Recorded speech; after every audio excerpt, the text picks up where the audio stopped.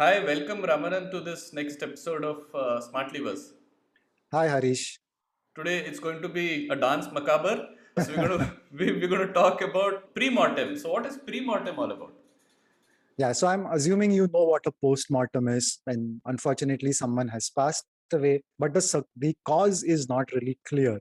Then the surgeon or the forensic person will just open up the body to try and ascertain the cause of death. So a person called Gary Klein came up with a very interesting application of this concept to decision making.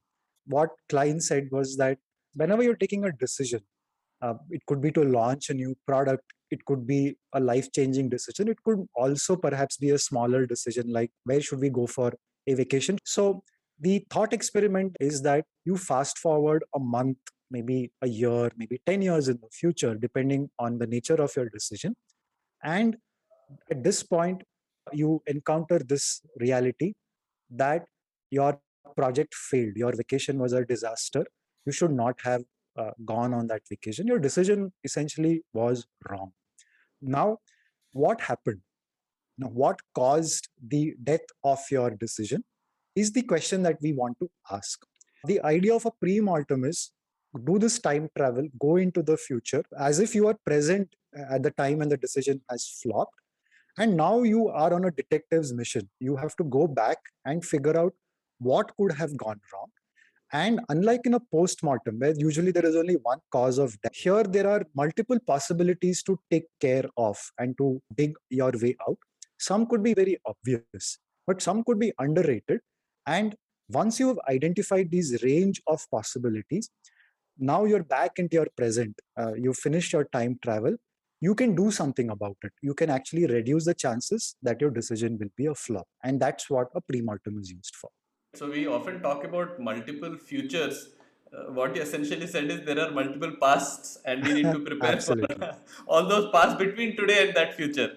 Uh, Absolutely. so, Raman, how is this different from the good old risk mitigation plan that project plans usually have? I'm sure a lot of people would have heard of that and would have written it in documents. So, how is this different from risk mitigation?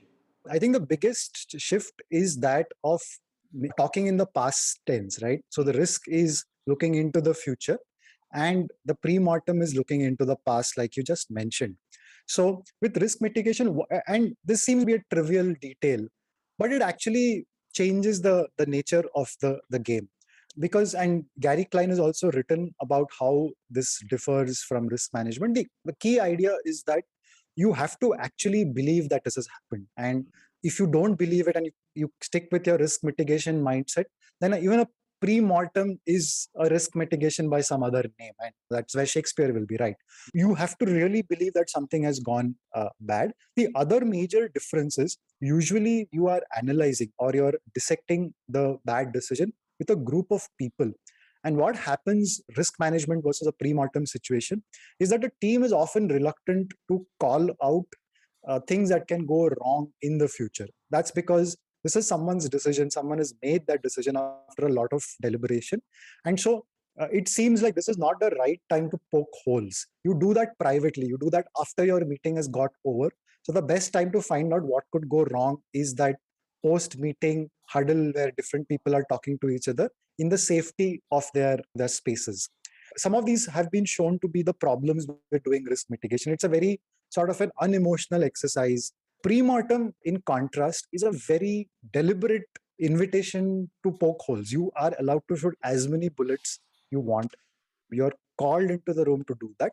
And so, if you do it right, even the youngest member is allowed to come and find a novel way in which to get rid of this decision. And that is its biggest power.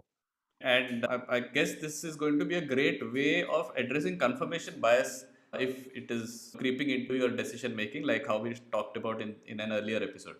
Absolutely. So, if you're just to recap confirmation bias, this is a systematic tendency in which you collect information or you filter in information that only confirms your existing belief. So, if you believe that your vacation is going to be great because you have chosen and your decisions have always been good in the past, or that your travel arrangements because you went with the same person who did it last time, the weather will continue to be the same.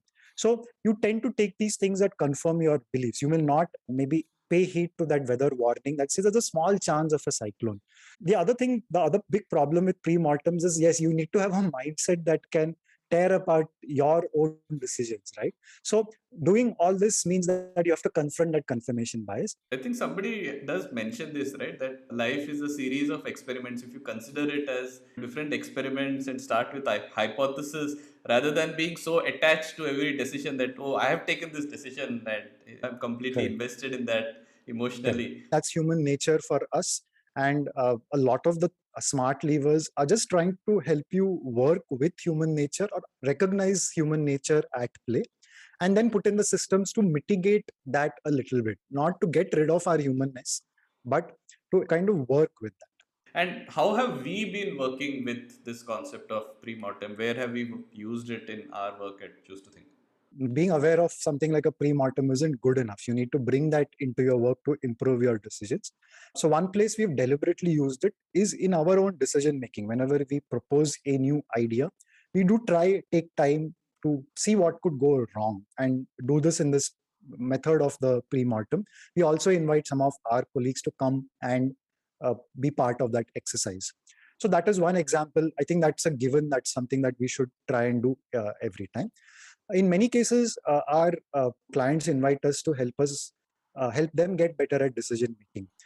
So to give you one example, there was one client who was creating an annual innovation event. It's one of the biggest events that the site actually does for the company, and the India site was being judged every year as to how well they did that, what they did differently each time, and they roped us in to help them think of novel ways to engage their audience, newer formats, newer ways of getting people to talk about innovation. So now this introduced some element of discomfort because this was not something they were all used to. They could have easily done what they did the previous year, but they decided to take a leap of faith. And therefore, it became our responsibility to help them think through some of the decisions that they were going to make, whether to introduce a new format, whether to change the way audiences interacted with each other. It really helped to have a pre-mortem exercise done. It was two things that we had to do. One was to teach them how to apply a pre-mortem, and then to actually apply it to their planning that they were doing for that event. When we come in, it's almost like we bring elements of the uplevelers toolkit that we are sharing with everyone here. And depending on your context, often there is this period where we try and help people bring in a new smart lever into their work. Yeah, yeah. And why do you consider this to be an extremely important part of the uplevelers toolkit? We heard about confirmation bias. We've also seen other smart levers around influence and nudging, where other people are changing your environment or framing information in particular ways that changes your behavior. Now, what happens is that we start making decisions not entirely based on our own volition, right? You have information that is influencing you. There is this whole choice architecture, as we spoke about in a previous episode, influencing, and sometimes it's your own subconscious self that is getting you to behave in a particular way. So we are all prone to that. But again, with all these kinds of decisions, some decisions are more high value. And that is where you need to apply a pre-mortem. So for an individual, it could be how do I make a decision within my team? How do I ask someone to take up a new kind of a project? What are the risks involved? It could be that I want to pitch a new idea and I know that my decision making executive is a little wary because they don't completely feel in control of that decision. So if I did something like a pre-mortem, I could go to them and tell them that I've done this exercise. Here are 10 things that could go wrong, and here are 5 things that we could keep in mind so that the chances of failure are minimized. So you can give your decision maker a lot of control over the situation. I was also reminded of this Smartcast episode that we did with KS Prashant, who gave an example of doing a pre-mortem without calling it that, where I think they were hosting a client and he came up with some X number of points of failure, including the gardener watering the plants that day. So they figured out that is something which they want to avoid that day because they had a very short time window with that client. Just to take that example, he almost turned it into a brainstorming exercise for things that could go wrong. So brainstorming is seen as come up with different ideas and do this in a rapid sort of a manner without being judgmental. You can do that to a sort of a so-called negative event as well. And so the underlying principles remain the same. The situations you can apply it to suddenly become so much more interesting. Right. And if you don't know or don't apply the concept of pre-mortem, what is happening besides the deaths of your decisions? With deaths of decisions come loss of reputation, financial loss, all those kinds of things, or just looking foolish, being embarrassed is something that comes because there is always hindsight. That a very rude teacher which tells us that we should have thought about this. For a pre-mortem, so the obvious advantages are better decisions and for all of us, but also pre-mortem can help you stretch that unknown space, right? There are so many blind spots in everything that we have that we can move forward an inch in uncovering a blind spot. From a blind spot, it becoming a sort of a grayish spot is progress. And for us, I think as individuals, we find ourselves at the mercy of so many things that we cannot anticipate or we didn't try to anticipate.